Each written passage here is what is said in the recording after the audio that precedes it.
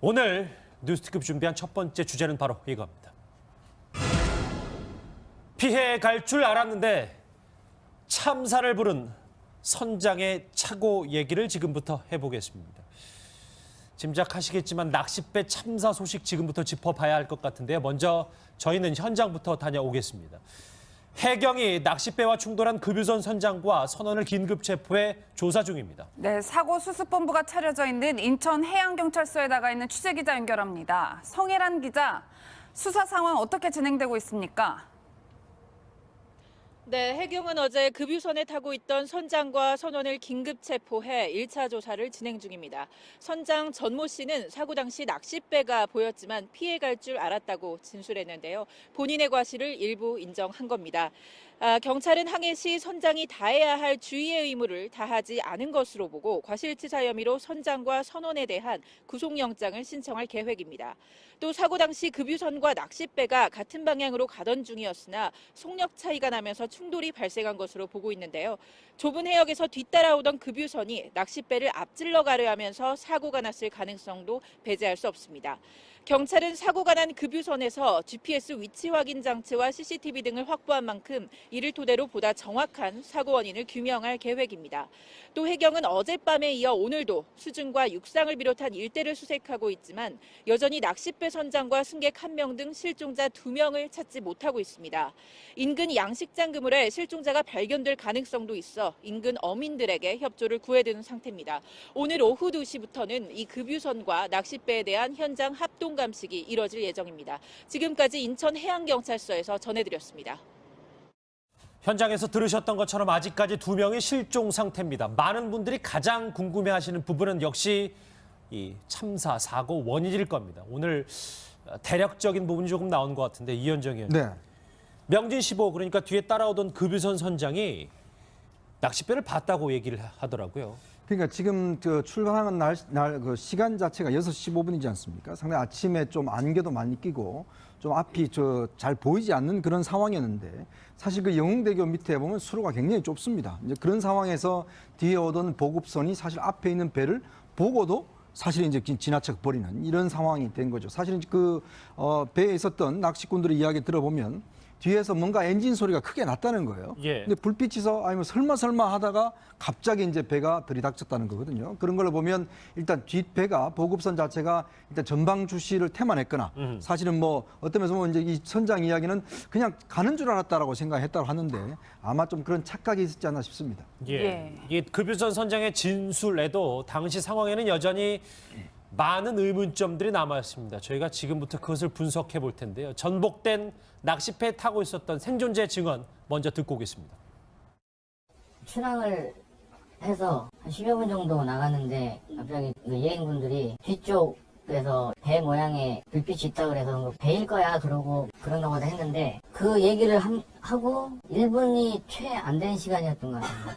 갑자기 뭔가 깜깜한 데서 갑자기 뭔가가 나타나는 그런 느낌으로 배 앞부분이 확 보이더니 그냥 가는 방향으로 왼쪽 선미를 들이받더라고요. 예, 대장님, 그런데 저는 좀 궁금한 점이 이렇게 좁은 항로에서 선박이 운항을 할 때에는 보통 일종의 채널을 맞춰서 서로 이렇게 무전을 교신하지 않나요? 뭐 너가 먼저 가라, 내가 먼저 갈게. 이 정도 의사소통을 하는 걸로 알고 있는데 그게 안 됐다고 봐야 되는 건가요? 물론 사고가 났으니까 그런 모든 부분이 짚고 넘어가야 될 부분입니다만 일상적으로 이런 좁은 수로에서는 꼭 신호를 주고받고 안 해도 관례적으로 이런 상황에서 이렇게 충돌 예방과 각자 알아서 피해서 가게 됐습니다. 가게 됐는데 그 원칙을 안 지켰다는 거죠. 다시 말하면 우회전 차선과 직진 차선이 있는데 우회전 차선은 우회전했다고 불법을 안 하지 않습니까? 예. 근데 직진 차선은 자기 신호받아 직진 가지 않습니까? 근데 우회전 차선은 직진 들어오는 거 무시하고 우회전을 했고 직진 차선은 우회전 차선이 들어오면 자기 위험하면 직진이라도 서야 되는데 안 하고 왔고 이런 상황이 복합적으로 나타난 것이 충돌이라는 결과를 나타낸 겁니다. 근데 뭐 자동차 사고와 직접적으로 비교할 수는 없습니다만 정 교수님 그런 얘기가 있잖아요. 그러니까 해상 교통은 일반 자동차 교통과는 다르게 통상적으로 뒤에서 추월하는 차가 오른쪽으로 가게 돼 있다라는 얘기가 있어서요. 물론 꼭 오른쪽으로 가라 왼쪽 가라는 아닙니다. 예. 앞에 말씀드린 대로 배가 추월을 할 때는 내가 추월하겠다는 의사 표현을 합니다. 그건 뭔가 무선으로 할 수도 있지만 대부분 신호로 합니다. 신호를 하면 그 신호를 받은 사람은 추월해도 좋다라는 의사를 긍정 신호를 보내거나 안 돼. 부정 신호를 보내게 됐습니다. 예. 그래서 꼭 우측 좌측은 중요한 문제가 아니고 내가 우측을 통화할 때는 우측 가겠다고 신호를 하고 좌측을 통화하겠다고 신호를 합니다. 그러면 추월을 당하는 선배가 배가 아니야 앞에 위험물이 있어 추월하지 마라고 얘기를 하든가 아니면 추월해도 좋아 하고 긍정 신호를 보였는데 그런 일련의 신호는 없었던 거로 보입니다. 예, 대장님 그런데 저는 뭐 신호야 놓쳤을 것이다라고 생각할 수 있겠지만 저는 또 궁금한 점이 선박마다 다 왜 GPS가 달려 있고 저도 취재차 선박을 타 보면 일종의 이렇게 레이더 모양으로 배가 어디 있다라고 짚어준단 말이에요. 네. 그것만 잘 봐도 아 여기 배가 있으니까 가지 말아야겠다 판단이 쓸 것 같은데 이 부분이 왜 작동을 안 했을까요? 그래서 물론 이런 것은 뭐 현장이 금방 뭐 제가 볼 때는 그렇습니다. 옛날에 세월호 사건 다르게 이것은 멀지 않아 조사를 뭐 수사를 하면 금방 알게 됩니다. 알게 되는데 우리가 좀 궁금해서 하는 것인데 제가 볼 때는 이런 상황에서 뭐 자동 위치 정체라든가 이런 문제, 레이더 문제 모든 문제가 있지만은 이거 사고가 나기까지는 그냥 레이더 하나가 고장 났다고 꼭 충돌하는 거 아니지 않습니까? 사람이 잠시 주의력이 떨어져도 사고는 거 아니십니까? 제가 볼 때는 레이더도 제대로 작동을 안 했거나 제대로 보지를 않았거나 아니면 날씨가 나빴다는 문제 그리고 주의력이 떨어졌다는 문제 이런 모든 문제들이 복합적으로 났기 때문에 사고가 난 것이지 어느 하나 잘못해서 이렇게 대형 사고가 나는 이게 거예요. 선장에 전방주시 태만도 있고 기계가 오작동했을 그렇죠. 수도 있고 네. 날씨가 안 좋아.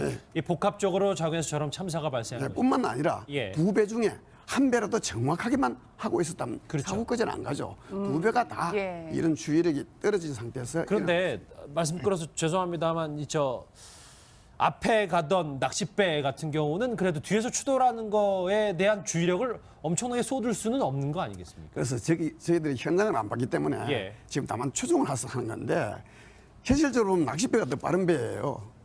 낚싯배가 예. 더 빠른 배가 그럼 상황대로 하면은 기계 오는 배가 선창 명진 15가 느린 배입니다.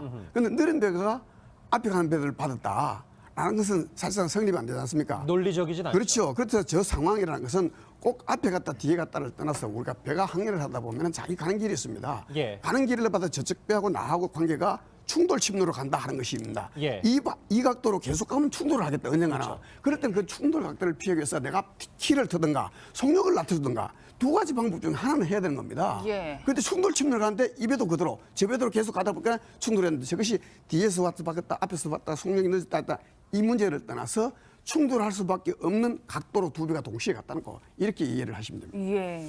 전문가의 목소리를 들으니까 더 안타까운데요. 저희가 오른쪽에 준비한 걸 같이 한번 보시겠습니다. 암흑 속에서 갑자기 그렇습니다. 이 뒤따라가던 명진 15 그리고 앞서가던 낚싯배 선창 1호가 앞에서 이 중간 지점에서 충돌을 했는데 그런데 저 이 부분 좀 짚어봐야 될 것 같습니다. 명진 15호가 중간에 가다가 갑자기 속력이 빨라진단 말이에요. 예, 이수희 변호사님 궁금한 점이 지금 이 교부선 명진 15의 선장은 긴급 체포된 상태예요. 그리고 일부 자신의 과실을 인정하기도 했는데 가장 궁금한 점은 이렇게 앞에 낚싯배가 있으면 속도를 줄이기 마련인데 오히려 속도를 좀 높였다는 거예요. 저희가 이 부분은 어떻게 봐야 될까요? 그러니까 이제 비켜갈 줄 알았다는 게 지금 그 충돌된 이렇게 그 사진을 보면 그 낚싯배 뒤쪽을 바로 이렇게 충돌을 한 게 아니라 왼쪽 뒤편 쪽 옆이에요. 그러니까 자동차로 말하면 이렇게 차선 바꾸다가 서로 부딪히는 예. 그런 거하고 같은 형국이더라고요. 그러면서 아마 이 급유선 그 성장이 2인 1조로 조타실에 있어야 되는데 혼자 근무했다는 걸 봐서는 좀 순간적인 오판을 한 것으로 보여요. 그리고 뭐 기술적인 뭐 아니면 선박의 어떤 뭐 기계상의 문제가 있는지는 더 봐야 되겠지만, 그러니까 양쪽 배가 서로 앞에 낚싯배는 이 급유선이 오고 있는 거를 알았는지 몰랐는지 그거는 지금 선장이 실종 상태라서 확인을 할 수 없지만 예. 만일 그 선장이 뒤에 급유선이라든가 뭐 이런 어떤 큰 배가 오고 있다는 걸 알면서도 저각대로 그냥 가는 건지 뭐 이거는 지금 상황에서는 제가 봤을 땐 조사는 어려울 것 같고요. 그렇다면 급유선 성장의 진술만을 토대로 봤을 때는 좀 오판을 한 것으로 보이고, 그렇다 그러면 자동차 사고처럼 좀 전방 주시 의무 위반과 그리고 뭐 그렇죠. 좀 그 속도를 줄이든지 말씀하신 대로 좀 방향을 틀든지 하는 그런 안전 조치가 취해졌어야 하는데 그게 미비된 것 때문에 지금 이제 구속영장이 청구됐잖아요. 예. 그런 걸 업무상 과실로 판단한 것으로 보입니다. 왜 속력을 높였나 아까 저희가 준비한 그래픽 한번 다시 보실까요? 정 대장님. 저희가 그렇죠. 이제 참사가 일어났기 때문에 일단 수습은 잘해야 되고 사고 원인부터 조사를 해야 되니까 저희도 이렇게 보는 거예요. 노트가 갑자기 사고 직전 13노트 저 정도 속도면 저희가 좀 어떻게 이해하기 쉽게 어느 정도 속력을 더 냈다고 저희가 봐야 되는 겁니까? 그러니까 저 현장 얘기를 들으면은 그 부분에 가서 속도를 올렸다 했지 않습니까? 이럴 경우는 뭐냐? 이 사람이 갑자기 속도를 올렸다는 것은 인지를 했다는 거예요. 낚싯배를 봤다. 그렇죠. 피해 가겠다는 거예요. 쉽게 말하면 내가 저 앞질러 가겠다는 거예요. 우리도 그렇잖아요. 추월하려고 하는데 막상 가보니까 추월이 안 되는 경우 위기 상황에 당하지 않습니까? 예. 이런 배 같은 경우는 자동차처럼 순간순간 조절이 안 되니까 한번 속력을 올리면 다시 줄이기 어렵고 키를 틀어도 갑자기 자동차로 핸들이 휙휙 안 틀어지고 이런 어려운 경우 할 때 저 당시에 순간적으로 저 배는 내가 속도를 넣어서 지나가야 되겠다고 속을 올린 겁니다. 아까 방금 말씀드린 순간적인 오판을 한 거죠. 근데 만약에 이때 낚싯배도 똑같은 상황으로 내가 속도를 줄여 뒤에 가야겠다 라고 생각해서 문제가 달라졌죠.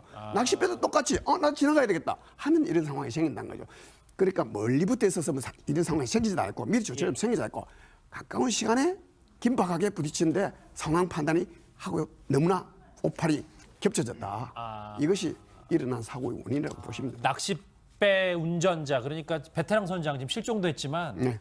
뒤에서 이제 속도를 내서 추월하려고 하는 그 뒤에 급유선을 이제 뒤 먼저 내주든지 더 빨리 가든지 했어야 그렇죠. 되는데 예. 마찬가지 이 유조선도 마찬가지입니다.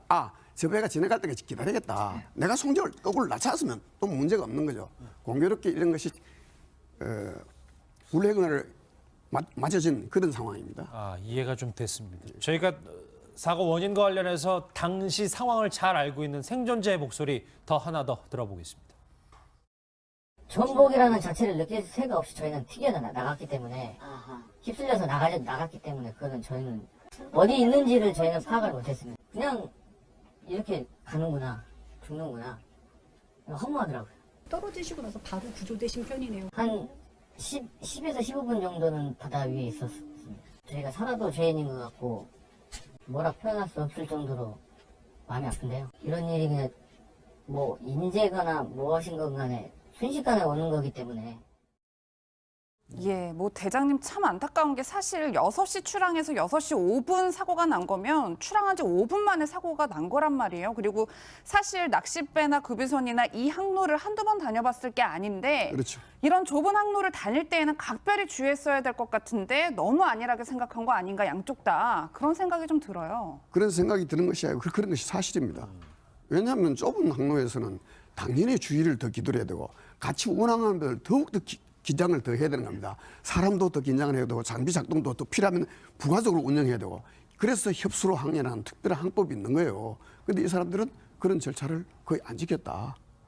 이렇게 이해를 할 수밖에 없습니다. 예. 안타깝습니다. 사고 원인을 오늘 글쎄 급유선 선장의 말로 증언으로 한번 봤는데 과실 부분도 분명히 있고요. 뭐 자동차 사고와 직접 비교는 좀 어렵습니다. 어쨌든 조금 이해되는 부분도 있어요. 이현정님. 네. 그런데 이 문제의 선창 1호도 무리한 개조를 했다는 보도가 나왔어요. 이게 이제 선창 1호가 원래 2000년도에 건조가 됐는데 건조될 당시에는 이제 어선으로 건조가 됐습니다. 그러다가 2006년도에 이게 낚싯배로 이제 다시 개조가 됐거든요. 그 왜 그러냐면 사실 이제 이 어민들이 이제 여러 가지 수익 자체가 떨어지니까 이 낚싯배로 좀 전용을 하는 걸 좀 허락해달라 해서 1995년부터 법으로 이게 이제 허용이 됐어요. 그러다 보니까 이제 어선들 같은 경우를 많은 배들이 사실 낚싯배로 개조가 됐는데 원래 낚싯배는 항상 이제 한 5명 정도가 정원이고 또 그 밑에 어창이라고 그래서 실제로 고기를 잡으면 고기를 이제 담궈두는 데가 있지 않습니까? 창고가 있지 않습니까? 문제는 이제 거기를 개조를 해서 사람들이 거기 가서 탈 수 있는 대로 이제 변경을 한 거예요. 이제 그러다 보니까 실제로 고기가 들어갈 자리에 사람들이 들어가다 보니까 이게 이제 복원력 자체가 굉장히 떨어진다는 것이죠. 그리고 출입구도 어선의 어떤 조종실도 조타실을 통해서 나오게 되니까 만약에 사고가 났을 경우에 다른 출입구가 없어요. 그래서 이번에 거기 사고가 상당히 많이 돌아가신 이유도 보면 실제로 그 안에 있다가 배가 바로 뒤집어졌지 않습니까? 예. 이게 이제 복원력이 떨어지다 보니까 배가 바로 전복이 되는데 문제는 그 안에 있는 분들이 나오려고 해도 나올 데가 없는 거예요. 이제 그러다 보니까 결국 거기서 이제 사망한 경우가 많은데 이게 사실은 이제 법적으로 허용이 되긴 했지만 실제로 배 자체가 근본적으로 어선과 낚싯배는 설계 자체가 다르거든요. 이게 이번에 사고 난 낚싯배 같은 경우도 정원이 22명인데 딱 정원을 다 태웠어요. 예. 이제 그러다 보니까 너무 많은 사람을 태운 게 아니냐는 그런 이제 의혹이 일고 있는 것이죠. 예. 좀 이현정 의원님이 잘 설명해 주시면 저희가 좀 더 입체적으로 보고 싶어서 저희가 뭐 동일한 배는 아닙니다만 배 모형을 하나 준비를 했습니다. 정 대장님. 무리한 계조를 도대체 어떻게 정확히 했고 조타실로 선실을 출입했다는 어창을 없앴다는데 이게 좀 정확히 설명을 좀 부탁드릴게요. 방금 말씀하신 대로 어창이라는 것은 고기를 모아놓는 창고입니다. 이거를 혹시 대장님께서 한번 보통 들고 설명해 그것은 주세요. 선저 밑에 있어요. 예, 예. 그래서 한번 들고 설명을 예를 해주세요. 들면 이것이 어선이라고 가정 안 하면은 네. 이후에는 주로 사람이 조타를 하는 데고 밑에 객실 사람이 있는 데가 있고 그렇죠. 그 밑에는 고기를 모아놓는 창고가 있는 겁니다. 예. 일반 잠시만요. 어선은. 제가 요거를 좀 가리키면서 해도 될까요? 예. 예. 그러니까 자, 여기가 객실이고 예. 조타실이고 여기가 어창이라는 얘기죠. 그렇죠, 그렇죠. 예. 그런 식으로 되어 있습니다. 구조가 예. 그런 식으로 돼. 죄송한데 이렇게 한번 짚을게요. 예. 그런 식으로 되어 있는데 예. 지금 방금 말씀하신 대로 그것이 지금 개조를 하다 보니까 사람을 많이 싣다 보니까 그 사람들이 지금 어창에 사람들이 있었다는 거 아닙니까? 요 맨 밑에 그렇죠, 부분이 그렇죠, 어창이에요. 그렇죠. 예. 그러다 보니까 문제가 개조를 하다 보니까 일반 어선하고 낚싯배하고 출입구나 이런 것이 달라졌다는 겁니다. 아하. 이런 모든 부분들이 탈출하는데 문제도 있었다라고 말씀하시는데 예. 제가 볼 때는 그런 부분도 많은 부분 긍정하는 부분입니다. 예, 대장님 저도 좀 살펴보니까 이 조타실 밑에 있던 선실이라고 하죠. 개조돼서 예. 이제 선실이 된 셈이고 1층에도 선실이 있었단 말이에요. 예. 이 안에 이제 듣자 하니 이렇게 새벽 이른 낚시에 나서는 사람들은 구명조끼를 입고 와서 대부분 누워 잔다는 거예요. 그렇죠. 들어와서. 그래서 꽝 충격이 발생했을 때 이미 이 누워서 계셨던 분들, 일부 분들은 심각한 충격으로 혼절했을 가능성이 있다. 그래서 미처 빠져나오지 못했을 가능성도 있다. 이 부분을 지적하시는 분들이 많아요. 대부분 지금 상황은 그렇게 추정할 수밖에 없지 않습니까? 왜? 일부 바깥에 외부에 있던 사람들은 튀겨서 나가지 않습니까? 예. 본인이 물론 어디로서 나가는 있는지는 모르겠지만 순간적인 상황이기 때문에 자기들도 충분한데 모르고 그냥 튕겨져 나간 거예요. 예. 그러니까 저 밑에 사람은 나가고 달고 할 시간도 없었던 거죠. 순식간에 아비관 향. 물론 뭐 안전불감증 문제도 분명히 있었지만 너무 찰나의 순간에 일어난 일이기 그렇죠. 때문에 예. 본인도 모르게 튕겨져 나갔고 그렇죠. 거기서 목숨을 잃은 분들도 분명히 있고 이수희 변호사님. 예. 이게 법적인 부분, 뭐 안전불감증 얘기해도 뭐 너무 많이 해서 입이 아프지만 그 부분보다 이런 법적인, 그러니까 임검이라고 하는 부분, 배가 실었을 때, 배에 탔을 때, 탑승을 했을 때 누가 탔고 몇 시에 탔으면 언제 이 해상을 빠져나갔는지에 대한 정확한 그게 없다는 게 더 큰 문제라고 하더라고요. 근데 이제 이 선창 1호는 그 뭐 배가 출발하는 데 있어서 그 절차는 다 지켰다고 그래요. 거기에서 뭐 위반 행위가 있었던 것은 아닌 걸로 지금 나왔는데 다른 배들의 경우에 이게 지금 낚시 어선법이 이제 그 제정되고 나서 많은 낚싯배들이 영업을 하고 있는데 뭐 선주도 그렇고 또 그 뭐 월척을 낚고 싶어 하는 그 낚시꾼들도 그렇고 여러 가지 이 좀 과한 욕심들이 안전을 위협하는 경우들이 있다는 거죠. 뭐 선창 1호는 그렇지 않았는데 뭐 낚시꾼들을 너무 정원 이상으로 태운다든가 이런 일이 뭐 이번 사건은 그런 경우가 아니라고는 하지만요.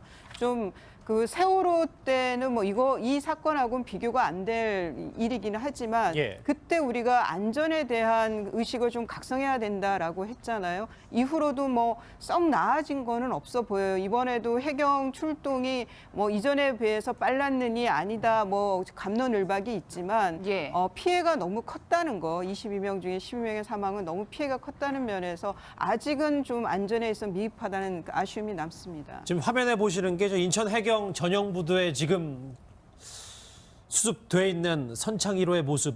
뭐 생각보다 어제 여러분들 많이 보셨겠지만 배가 훼손이 많이 돼서요. 해경은 이제부터 좀 더 중요한 움직이는 얘기를 해보겠습니다. 해경이 현재 9개 구역으로 나눠서 실종자 수속에 나선 상황입니다. 유족들의 목소리 한번 듣고 오겠습니다.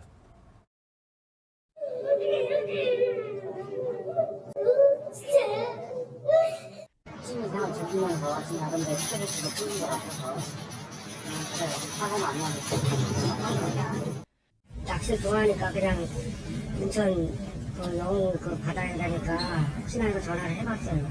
근데 전화 안 받더라고요.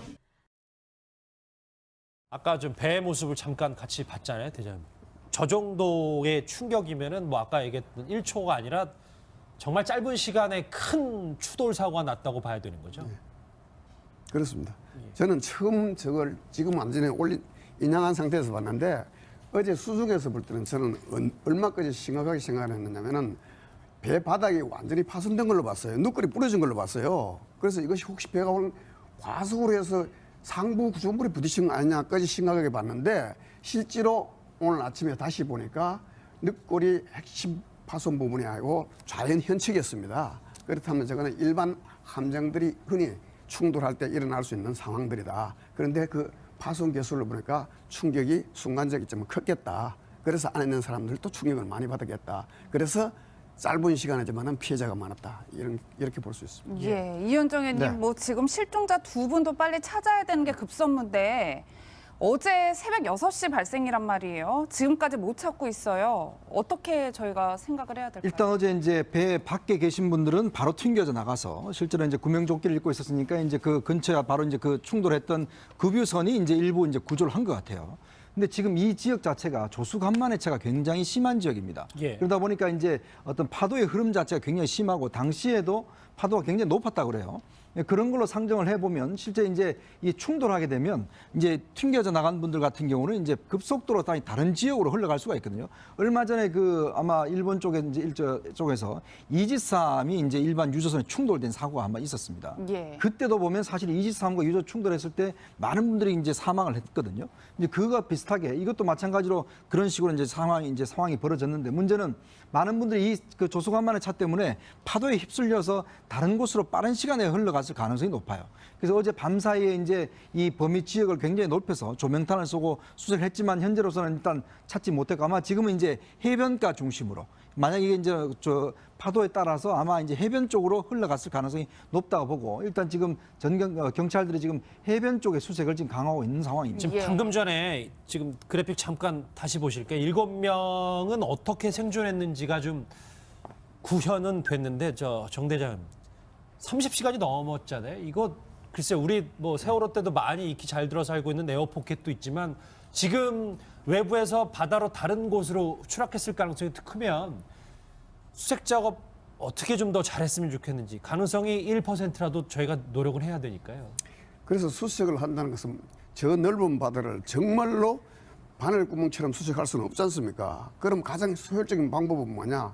아까 방금 말씀하셨다시피 실종자가 가 있을 위치가 가장 가능성이 높은 곳이 어디냐를 집중적으로 수색해야 되겠죠. 그래서 조류의 방향, 사고 현장과 거리, 시간 이런 것을 고려해서 가능성이 높은 곳에 정밀 수색하되 해상에서 일어나는 것은 예기치 않은 변수가 많습니다. 옛날 추자도 낚싯배 사건도 났을 때 추자도 때요. 예, 저희들이 일반적으로는 배가 전문가의 상식으로 A 지점에 가 있을 거로 했는데 사실 배는 B 지점에 가 있었습니다. 아 조류를 감안해서 그렇죠. 생각을 예. 했는데 이런 변수가 항상 있다는 거죠. 그래서 헬기는 헬기대로 대형 함정은 대형 함정대로 외곽에서 탐색을 하고 작은 배나 잠수사들은 수중 탐색을 하고 가까이 정밀 탐색을 해야 된다. 지금 현재로서는 제가 볼 때 특별히 뾰족한 대안은 없습니다. 예, 대장님 그런데 지금 사고 발생, 그러니까 어제 뭐 날씨가 바람이 많이 불지는 않았다, 뭐 이런 보도들이 있어서 조류가 그렇게 빠르진 않았을 텐데 분명히 이제 실종되신 분들 구명조끼 입고 있을 것으로 추정되고 있는데 왜 도대체 보이지가 않느냐 이런 의문들 가지신 분들 많은데 생각보다 저희가 생각하는 것보다 조류는 훨씬 더 빠르다라고 봐야겠죠. 그런데 저는 뭐 이건 가정입니다만은 현장에 안 봐서 정말 가정에서 말씀드렸는데 100% 라이프 자켓을 입고 있었다. 예. 100%다 라이프 자켓을 입고 있었다고 누가 보장할 수는 없지 않습니까? 구명조끼를 다 입었을 거라고. 물론 현장에서 입었다고 그러는데 예. 그렇다면 똑같은 100% 라이프 자켓을 입었다고 가정했을 때는 수상해서 많은 사람을 구했지 않습니까? 그렇죠. 그럼 그 부분에 같이 있어야 된다는 게 정상 아닙니까? 그렇죠. 같이 있지 상식적으로 않아서 생각해서. 상식적으로 합리적으로 판단을 해봅시다. 그렇다면 배 안에 있어야 되는 겁니다. 그렇죠. 그런데 두 군데 다 없다. 그렇다면 그 사람들은 구조하는 세력이 눈에 보이지 않았다는 겁니다. 왜 보이지 않았을까? 여기에 대한 의문을 풀어봅시다. 그렇다면 보이지 않았을 이유는 구조사가 발견을 못할 경우가 있지만 그 사람들이 구조사 눈에 안 보이는 곳에 있었다. 예를 들면 물속에 있었다. 그렇다면 안 보이는 거 아닙니까? 예. 그러니까 여러 가지 가능성이죠. 제가 판단할 때는 다 라이프 자켓을 입었으니 다 떠 있겠다는 가정을 하고 작전을 하면 안 되고 아, 구명조끼를 안 입었을 예, 수도 있으니까. 현장에 있는 작전하는 사람들은 여러 가지 경우의 수를 놓고 다 복합적으로 검토해서 작전을 해야 된다는 거죠. 물속에 있을 수도 있다.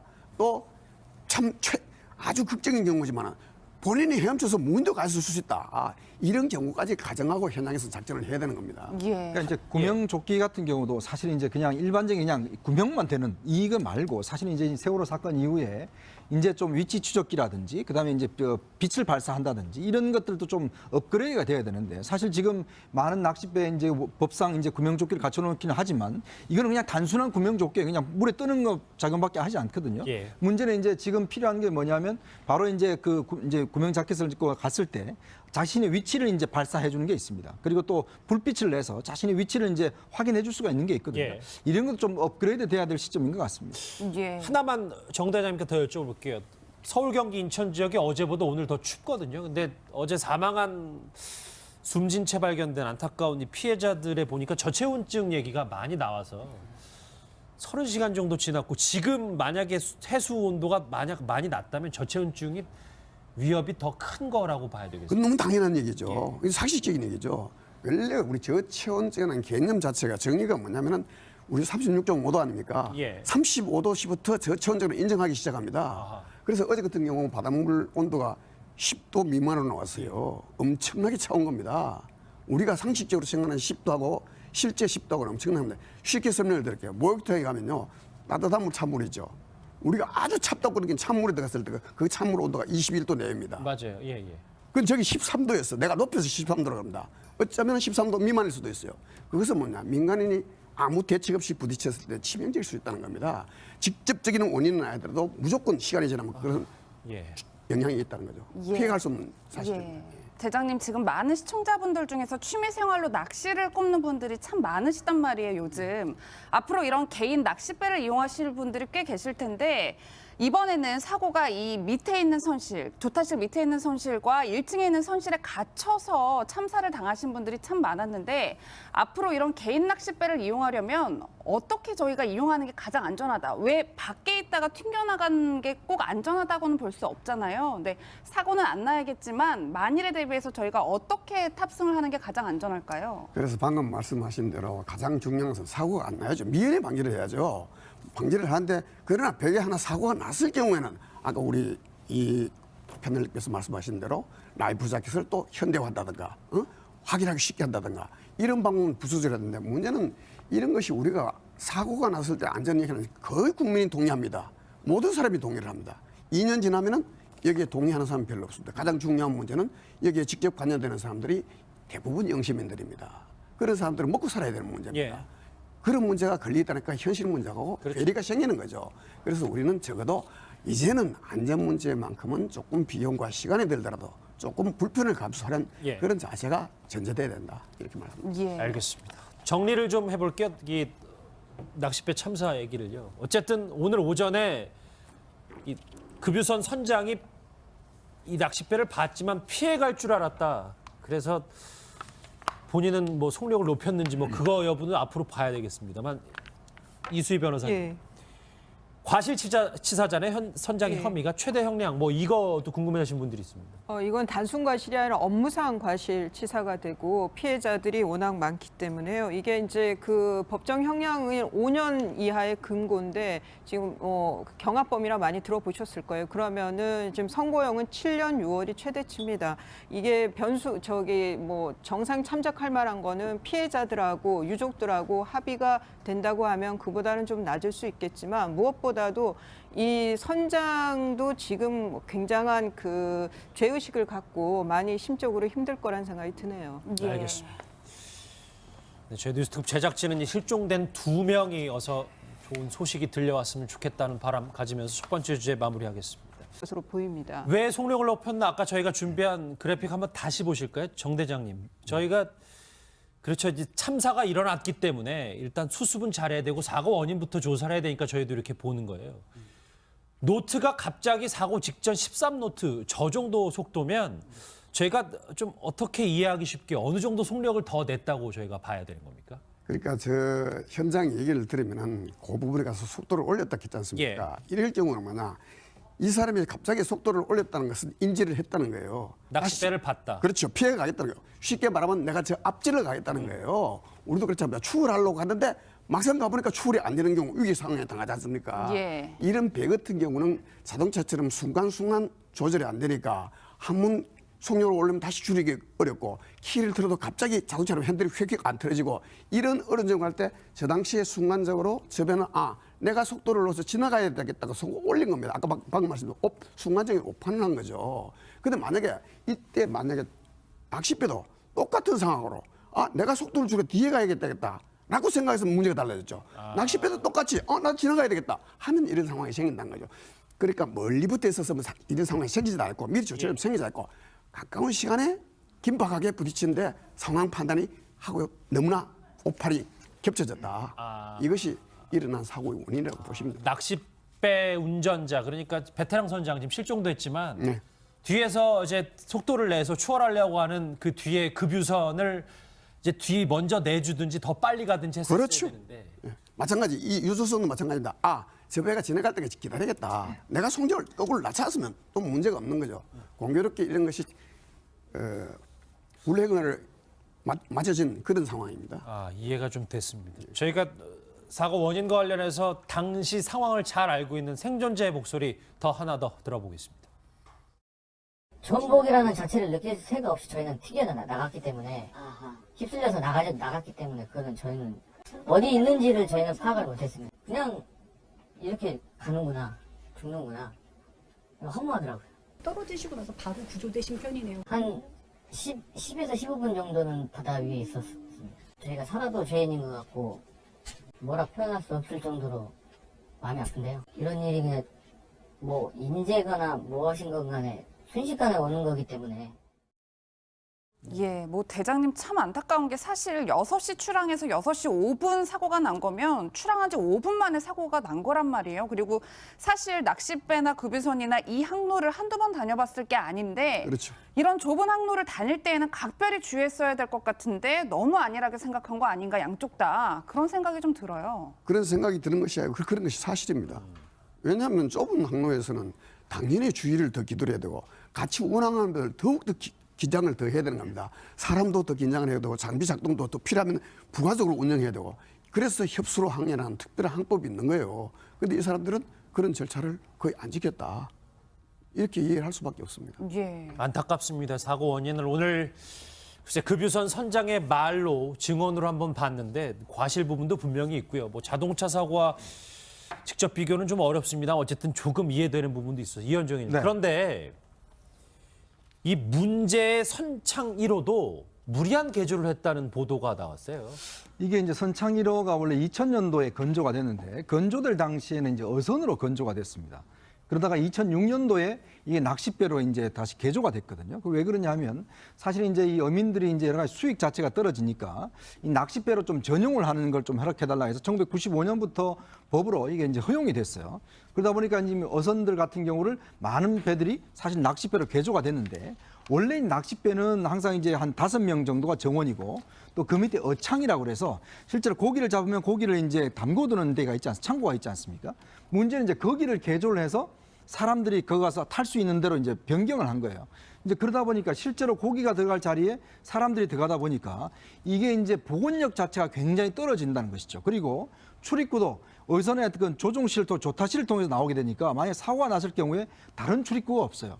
그래서 이번에 거기 사가 상당히 많이 돌아가신 이유도 보면 실제로 그 안에 있다가 배가 바로 뒤집어졌지 않습니까? 예. 이게 이제 복원력이 떨어지다 보니까 배가 바로 전복이 됐는데 문제는 그 안에 있는 분들이 나오려고 해도 나올 데가 없는 거예요. 근데 그러다 보니까 결국 거기서 이제 사망한 경우가 많은데 이게 사실은 이제 법적으로 허용이 되긴 했지만 실제로 배 자체가 근본적으로 어선과 낚싯배는 설계 자체가 다르거든요. 이게 이번에 사고난 낚싯배 같은 경우도 정원이 신호를 받은 사람은 추월해도 좋다라는 이슬을 긍정 신호를 보내거나 안 돼. 부정 신호를 보내게 됐습니다. 예. 그래서 꼭 우측 좌측은 중요한 문제가 아니고 내가 우측을 통화할 때는 우측 가겠다고 신호를 하고 좌측을 통하게 돼서 신호를 합니다. 그러면 추월을 당하는 배가 아니야 앞에 위험물이 있어 추월하지 마 라고 얘기를 하든가 아니면 추월해도 좋아 하고 긍정 신호를 보냈는데 그런 일련의 신호는 없었던 거로 보입니다. 예, 대장님 그런데 저는 뭐 신호야 놓쳤을 것이다라고 생각할 수 있겠지만 저는 또 궁금한 점이 선박마다 다 왜 GPS가 달려 있고 저도 취재차 선박을 타 보면 일종의 이렇게 레이더 모양으로 배가 어디 있다라고 짚어준단 말이에요. 그것만 잘 봐도 아 여기 배가 있으니까 가지 말아야겠다 판단이 쓸 것 같은데 이 부분이 왜 작동을 안 했을까요? 그래서 물론 이런 것은 뭐 현장이 금방 뭐 제가 볼 때는 그렇습니다. 옛날에 세월호 사건 다르게 이것은 멀지 않아 조사를 뭐 수사하면 금방 알게 됩니다. 알게 되는데 우리가 좀 궁금해서 하는 것인데 제가 볼 때는 이런 상황에서 뭐 자동 위치 정체라든가 이런 문제, 레이더 문제 모든 문제가 있지만은 이거 사고가 나기까지는 그냥 레이더 하나가 고장났다고 꼭 충돌하는 거 아니지 않습니까? 사람이 잠시 주의력이 떨어져도 사고 난 거 아닙니까? 제가 볼 때는 레이더도 제대로 작동을 안 했거나 제대로 보지를 않았거나 아니면 날씨가 나빴다는 문제 그리고 주의력이 떨어졌다는 문제 이런 모든 문제들이 복합적으로 났기 때문에 사고가 난 것이지 어느 하나 잘못해서 이렇게 대형사고가 나는 이게 거예요. 선장에 전방주시 태만도 있고 기계가 오작동했을 그렇죠. 수도 있고 예. 날씨가 안 좋아 이 복합적으로 작용해서 저런 참사가 발생한 거죠. 뿐만 아니라 예. 두 배 중에 한 배라도 정확하게만 하고 있었다면 그렇죠. 사고까지는 안 가죠. 두 배가 다 예. 이런 주의력이 떨어진 상태에서 그런데 말씀 끌어서 죄송합니다만 앞에 가던 낚싯배 같은 경우는 그래도 뒤에서 추돌하는 거에 대한 주의력을 엄청나게 쏟을 수는 없는 거 아니겠습니까? 그래서 저희들이 현장을 안 봤기 때문에 예. 지금 다만 추정을 해서 하는 건데 현실적으로 보면 낚싯배가 더 빠른 배예요. 낚싯배가 예. 더 빠른 배가 그럼 상황대로 하면은 기계 오는 배가 선창 명진 15가 느린 배입니다. 그런데 느린 배가 앞에 가는 배를 받았다.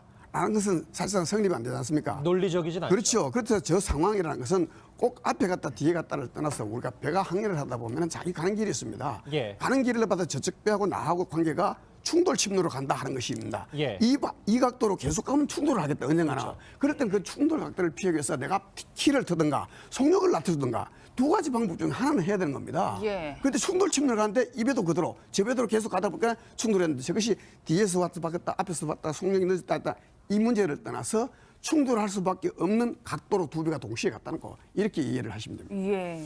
전문가의 목소리를 들으니까 더 안타까운데요. 저희가 오른쪽에 준비한 걸 같이 한번 보시겠습니다. 암흑 속에서 갑자기 그렇습니다. 이 뒤따라가던 명진 15 그리고 앞서가던 낚싯배 선창 1호가 앞에서 이 중간 지점에서 충돌을 했는데 그런데 저 이 부분 좀 짚어봐야 될 것 같습니다. 명진 15호가 중간에 가다가 갑자기 속력이 빨라진단 말이에요. 예, 이수희 변호사님 궁금한 점이 지금 이 교부선 명진 15호의 선장은 긴급 체포된 상태예요. 그리고 일부 자신의 과실을 인정하기도 했는데 가장 궁금한 점은 이렇게 앞에 낚싯배가 있으면 속도를 줄이기 마련인데 오히려 속도를 좀 높였다는 거예요. 저희가 이 부분은 어떻게 봐야 될까요? 그러니까 이제 비켜갈 줄 알았다는 게 지금 그 충돌된 이렇게 그 사진을 보면 그 낚싯배 뒤쪽을 바로 이렇게 충돌을 한 게 아니라 왼쪽 뒤편 쪽 옆이에요. 그러니까 자동차로 말하면 이렇게 차선 바꾸다가 서로 부딪히는 예. 그런 거하고 같은 형국이더라고요. 그러면서 아마 이 급유선 그 성장이 2인 1조로 조타실에 있어야 되는데 혼자 근무했다는 걸 봐서는 좀 순간적인 오판을 한 것으로 보여요. 그리고 뭐 기술적인 뭐 아니면 선박의 어떤 뭐 기계상의 문제가 있는지는 더 봐야 되겠지만, 그러니까 양쪽 배가 서로 앞에 낚싯배는 이 급유선이 오고 있는 거를 알았는지 몰랐는지 그거는 지금 선장이 실종 상태라서 확인을 할 수 없지만 예. 만일 그 선장이 뒤에 급유선이라든가 뭐 이런 어떤 큰 배가 오고 있다는 걸 알면서도 저각대로 그냥 가는 건지 뭐 이거는 지금 상황에서는 제가 봤을 때 조사는 어려울 것 같고요. 그렇다면 급유선 성장의 진술만을 토대로 봤을 때는 좀 오판을 한 것으로 보이고, 그렇다 그러면 자동차 사고처럼 좀 전방 주시 의무 위반과 그리고 뭐 그렇죠. 좀 그 속도를 줄이든지 말씀하신 대로 좀 방향을 틀든지 하는 그런 안전 조치가 취해졌어야 하는데 그게 미비된 것 때문에 지금 이제 구속영장이 청구됐잖아요. 예. 그런 걸 업무상 과실로 판단한 것. 22명인데 딱 정원을 다 태웠어요. 예. 이제 그러다 보니까 너무 많은 사람을 태운 게 아니냐는 그런 이제 의혹이 일고 있는 것이죠. 예. 좀 이현정 의원님이 잘 설명해 주시면 저희가 좀 더 입체적으로 보고 싶어서 저희가 뭐 동일한 배는 아닙니다만 배 모형을 하나 준비를 했습니다. 정 대장님. 무리한 개조를 도대체 어떻게 정확히 했고 조타실로 선실을 출입했다는 어창을 없앴다는데 이게 좀 정확히 설명을 좀 부탁드릴게요. 방금 말씀하신 대로 어창이라는 것은 고기를 모아놓은 창고입니다. 이거를 혹시 대장님께서 한번 보통 들고 설명해 그것은 주세요. 선저 밑에 있어요. 예, 예. 저 한번 들고 설명을 예를 들면 해주세요. 이것이 어선이라고 가정하면은 네. 이후에는 주로 사람이 조타를 하는데고 밑에 객실 사람이 있는 데가 있고 그렇죠. 그 밑에는 고기를 모아놓은 창고가 있는 겁니다. 예. 일반 잠시만요. 어선은. 제가 요거를 좀 가리키면서 해도 될까요? 예. 예.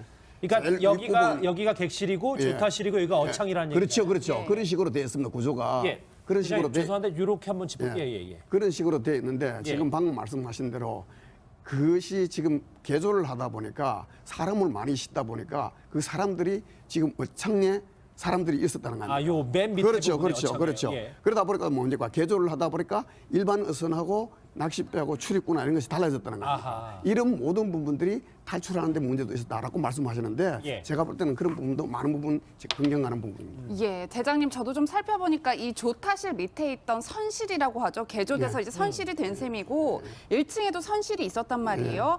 이 안에 이제 듣자 하니 이렇게 새벽 이른 낚시에 나서는 사람들은 구명조끼를 입고 와서 대부분 누워 잔다는 거예요. 그렇죠. 들어와서. 그래서 꽝 충격이 발생했을 때 이미 이 누워서 계셨던 분들 일부 분들은 심각한 충격으로 혼절했을 가능성이 있다.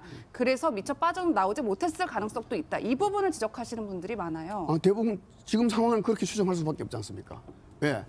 일부 바깥에 외부에 있던 사람들은 튕겨서 나가지 않습니까? 본인이 물론 어디로서 나가는 있는지는 모르겠지만 순간적인 상황이기 때문에 자기들도 충분한데 모르고 그냥 튕겨져 나간 거예요. 예. 그러니까 저 밑에 사람은 나가고 달고 할 시간도 없었던 거죠.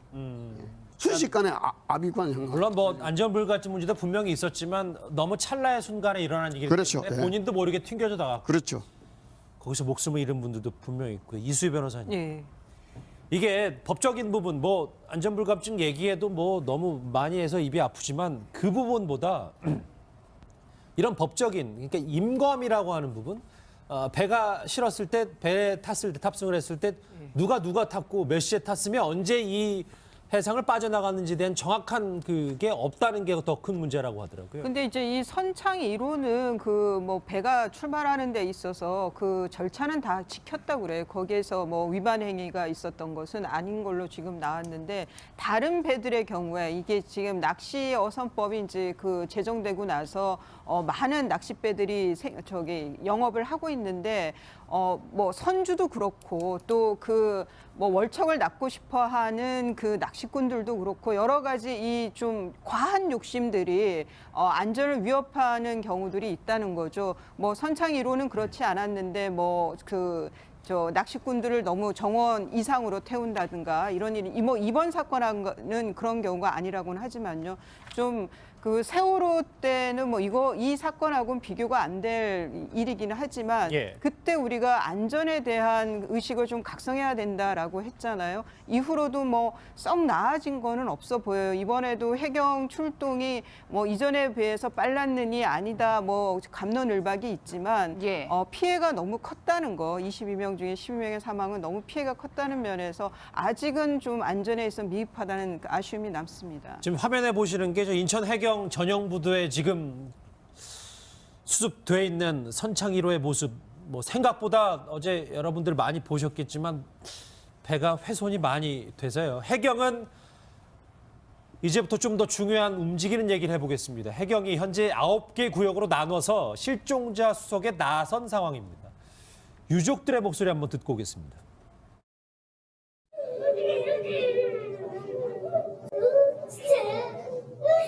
아침 이상을 즐기면서 지금 나름대로 스트레스도 풀린 것 같아서 그래 사고 많이 하니까 낚시를 좋아하니까 그냥 인천 그 영흥 그 바다에 가니까 혹시나 해서 전화를 해봤어요.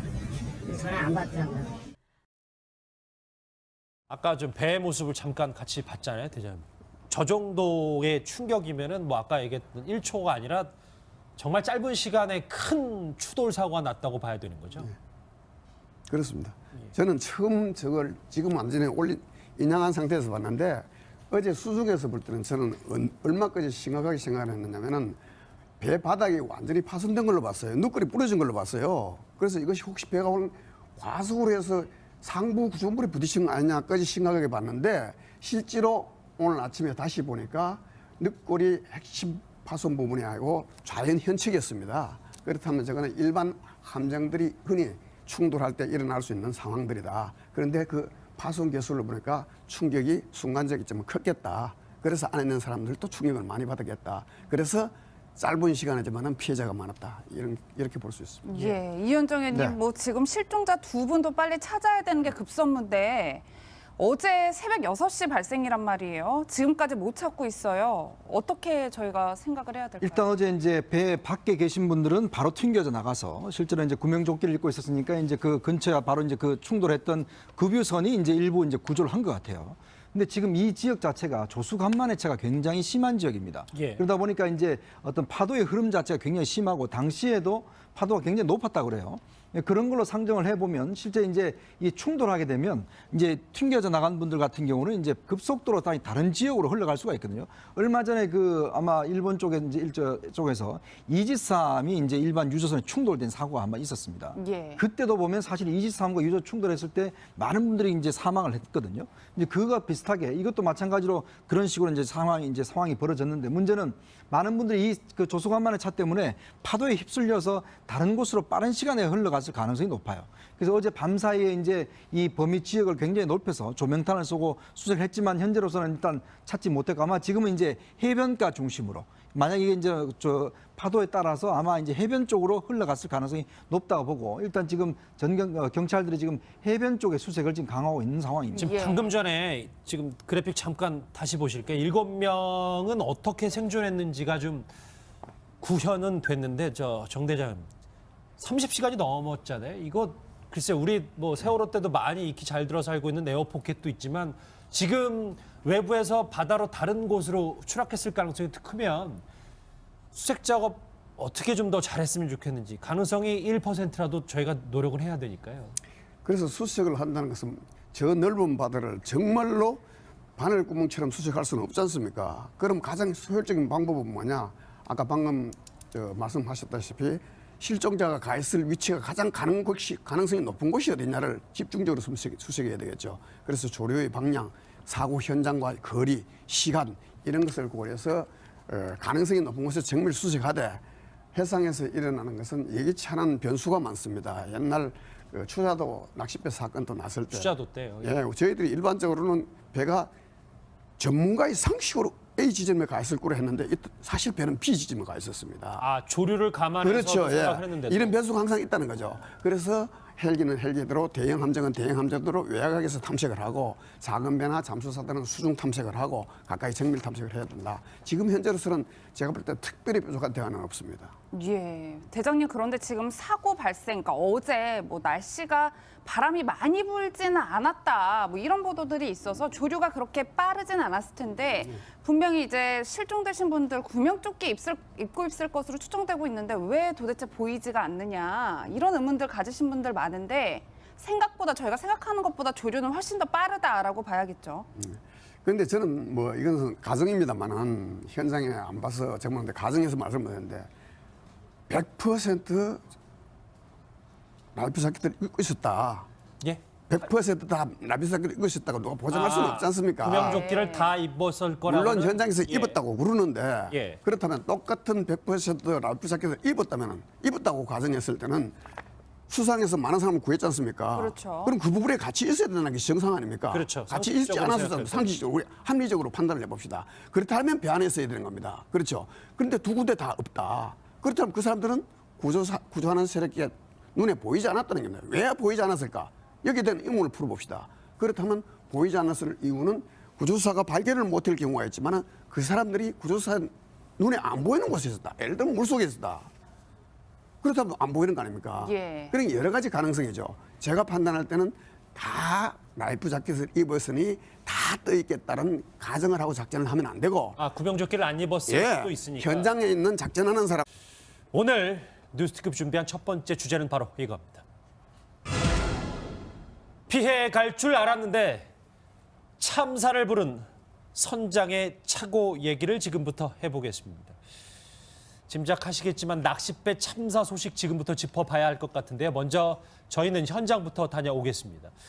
해경이 낚싯배와 충돌한 급유선 선장과 선원을 긴급 체포해 조사 중입니다. 네, 사고 수습본부가 차려져 있는 인천해양경찰서에 나가 있는 취재기자 연결합니다. 성혜란 기자, 수사 상황 어떻게 진행되고 있습니까? 네, 해경은 어제 급유선에 타고 있던 선장과 선원을 긴급 체포해 1차 조사를 진행 중입니다. 선장 전모 씨는 사고 당시 낚싯배가 보였지만 피해갈 줄 알았다고 진술했는데요. 본인의 과실을 일부 인정한 겁니다. 경찰은 항해 시 선장이 다해야 할 주의의 의무를 다하지 않은 것으로 보고 과실치사 혐의로 선장과 선원에 대한 구속영장을 신청할 계획입니다. 또 사고 당시 급유선과 낚싯배가 같은 방향으로 가던 중이었으나 속력 차이가 나면서 충돌이 발생한 것으로 보고 있는데요. 좁은 해역에서 뒤따라오던 급유선이 낚싯배를 앞질러 가려 하면서 사고가 났을 가능성도 배제할 수 없습니다. 경찰은 사고가 난 급유선에서 GPS 위치 확인 장치와 CCTV 등을 확보한 만큼 이를 토대로 보다 정확한 사고 원인을 규명할 계획입니다. 또 해경은 어젯밤에 이어 오늘도 수중과 육상을 비롯한 일대를 수색하고 있지만 여전히 낚싯배 선장과 승객 1명 등 실종자 2명을 찾지 못하고 있습니다. 인근 양식장 그물에 실종자가 발견될 가능성도 있어 인근 어민들에게 협조를 구해드는 상태입니다. 오늘 오후 2시부터는 이 급유선과 낚싯배에 대한 현장 합동 감식이 이뤄질 예정입니다. 지금까지 인천해양경찰서에서 전해드렸습니다. 현장에서 들으셨던 것처럼 아직까지 2명이 실종 상태입니다. 많은 분들이 가장 궁금해하시는 부분은 역시 이 참사, 사고 원인일 겁니다. 오늘 대략적인 부분이 조금 나온 것 같은데 이현정 의원님. 네.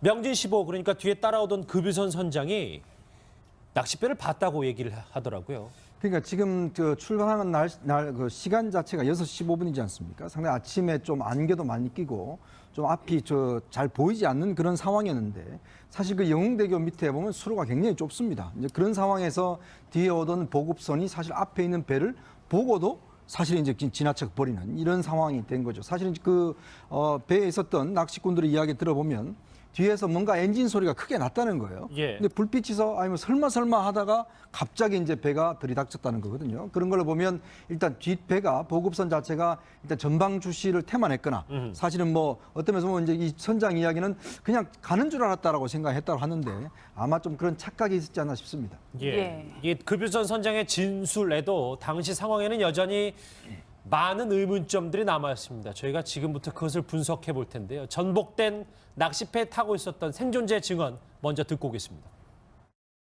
출항을 해서 한 10여 분 정도 나갔는데 갑자기 그 여행분들이 뒤쪽에서 배 모양의 불빛이 있다 그래서 배일 거야 그러고 그런가 보다 했는데 그 얘기를 하고 1분이 채 안 된 시간이었던 것 같아요. 갑자기 뭔가 깜깜한 데서 갑자기 뭔가가 나타나는 그런 느낌으로 배 앞부분이 확 보이더니 그냥 가는 방향으로 왼쪽 선미를 들이받더라고요. 예, 대장님, 그런데 저는 좀 궁금한 점이 이렇게 좁은 항로에서 선박이 운항을 할 때에는 보통 일종의 채널을 맞춰서 서로 이렇게 무전을 교신하지 않나요? 뭐 너가 먼저 가라, 내가 먼저 갈게, 이 정도 의사소통을 하는 걸로 알고 있는데 그게 안 됐다고 봐야 되는 건가요? 물론 사고가 났으니까 그런 모든 부분이 짚고 넘어가야 될 부분입니다만 일상적으로 이런 좁은 수로에서는 꼭 신호를 주고받고 안 해도 관례적으로 이런 상황에서 이렇게 충돌 예방과 각자 알아서 피해서 가게 됐습니다. 가게 됐는데 그 원칙을 안 지켰다는 거죠. 다시 말하면 우회전 차선과 직진 차선이 있는데 우회전 차선은 우회전했다고 불법을 안 하지 않습니까? 예. 근데 직진 차선은 자기 신호받아 직진 가지 않습니까? 근데 우회전 차선은 직진 들어오는 거 무시하고 우회전을 했고 직진 차선은 우회전 차선이 들어오면 자기가 위험하면 직진이라도 서야 되는데 안 하고 왔고 이런 상황이 복합적으로 나타난 것이 충돌이라는 결과를 나타낸 겁니다. 근데 뭐 자동차 사고와 직접적으로 비교할 수는 없습니다만 정 교수님 그런 얘기했잖아요. 그러니까 해상 교통은 일반 자동차 교통과는 다르게 통상적으로 뒤에서 추월하는 차가 오른쪽으로 가게 돼 있다라는 얘기가 있어서요. 물론 꼭 오른쪽으로 가라 왼쪽 가라는 아닙니다. 예. 앞에 말씀드린 대로 배가 추월을 할 때는 내가 추월하겠다는 의사 표현을 합니다. 그 무선으로 할 수도 있지만 대부분 신호로 합니다. 신호로 하면 그